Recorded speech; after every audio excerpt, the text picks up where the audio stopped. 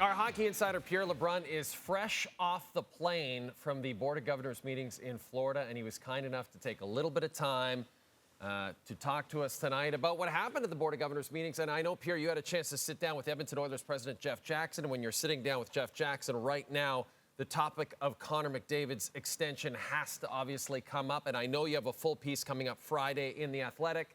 Can you give us a little taste, a little preview of what that article will say? Yeah, and that's certainly an important part of it. And listen, no breaking news there, because part of what's played out here is that they're not having contract talks right now. They are waiting until, as Jeff Jackson said, probably after the season to start that conversation for real with Connor McDavid's camp, and that's okay.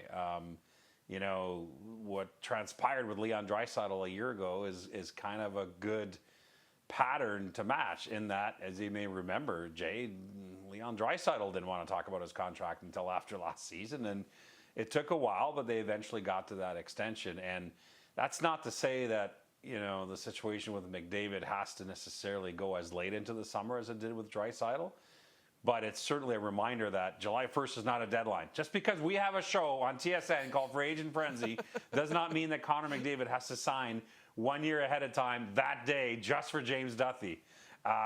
So that's one of the reminders from Jeff Jackson, is that this thing will have its own ebb and flow, and he's confident that that they'll get the kind of resolution they hope. But also, one of the things we talked about is that, you know, just because Leon Draisaitl signed, it's important not to, you know, it's important to separate the two superstars. They have their own decisions to make, their own negotiations. There's nothing guaranteed here, and that's not to scare anyone in Edmonton.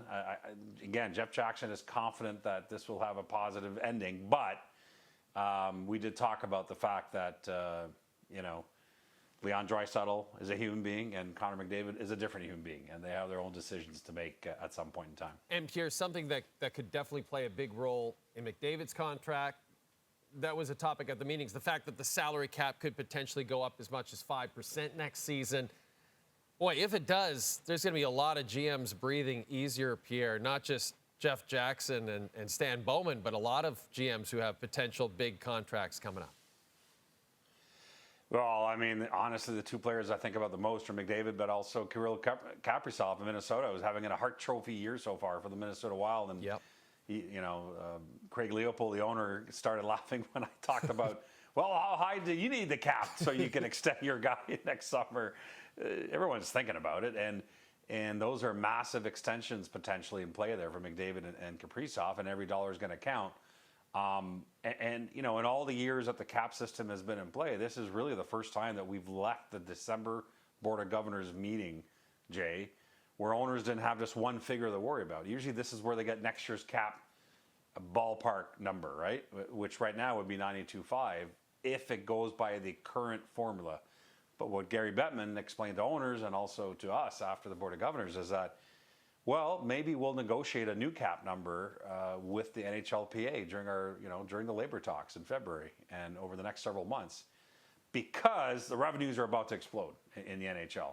They're already supposed to be around $7 billion this year, but they expect that to continue to jump, and they don't want the salary cap in 2 years to have this crazy jump. They'd like to phase in that increase over the next few years. So I know a lot of this is a bit, but the point is it matters a lot to GMs and to teams when they're trying to calculate these extensions, not just obviously McDavid and Kaprizov, who can sign 1 year out, but you know, it affects Mitch Marner's camp, Mikko Rantanen's camp. Those guys are UFA this year, never mind in a year and a half. Yep. And everyone is interested in finding out where this salary cap is headed.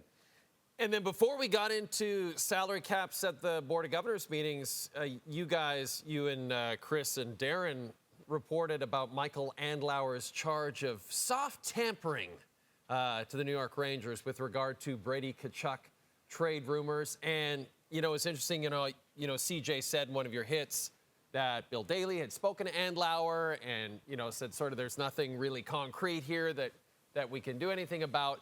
As you left this meeting, Pierre, did you feel like this subject was wrapped up, or do you feel like there's still some hard feelings that exist out there between these parties? I mean, I think there's still hard feelings. The Rangers are pretty upset, as you could tell in their statement that they released to a bunch of us that day after my piece ran, completely denying the tampering charges.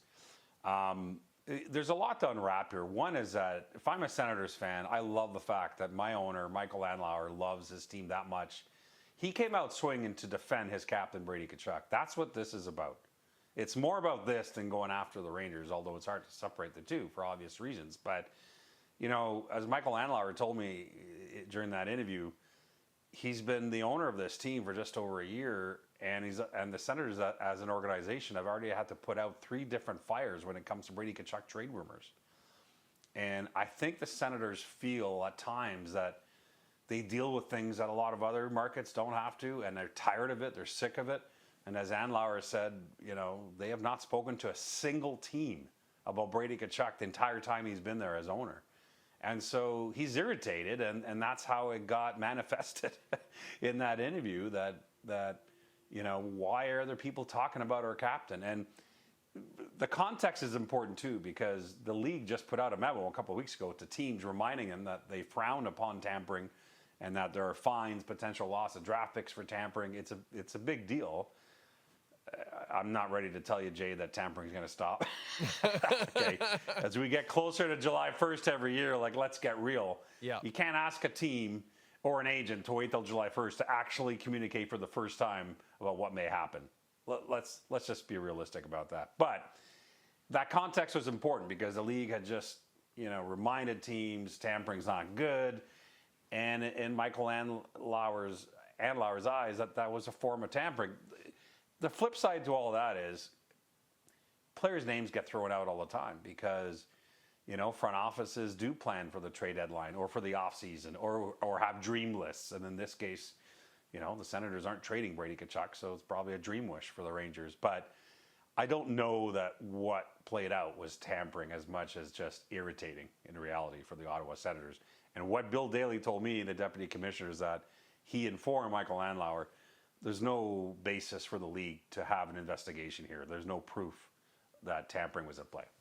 Okay, we're going to lighten things up with a subject near and dear to both of our hearts, Pierre, LeBrun, and that is the dream one day that the Stanley Cup would be awarded in May again. Now, that may be a pipe dream that we will never realize in our lifetimes. However, I understand that Mr. Bettman has floated a potential scenario where the cup gets handed out at least a little earlier in June. How could that happen, Pierre?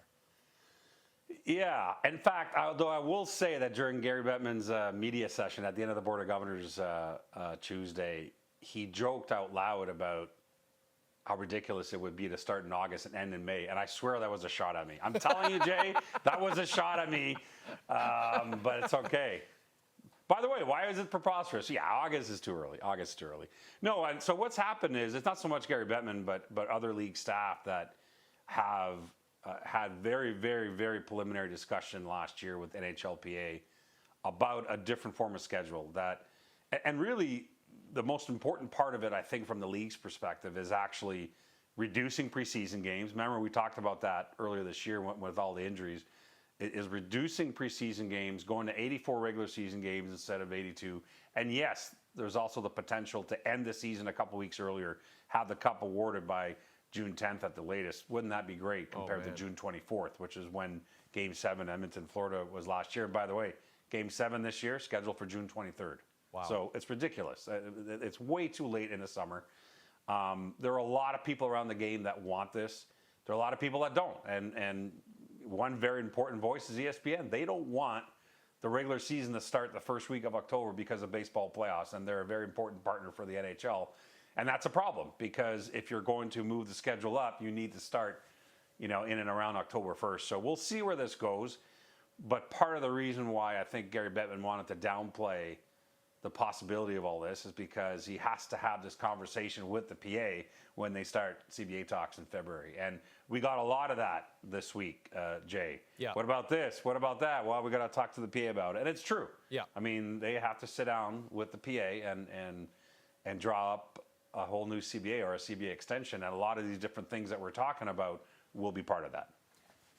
Man, you're a hardworking guy, and you took a little extra time for us. We cannot thank you enough.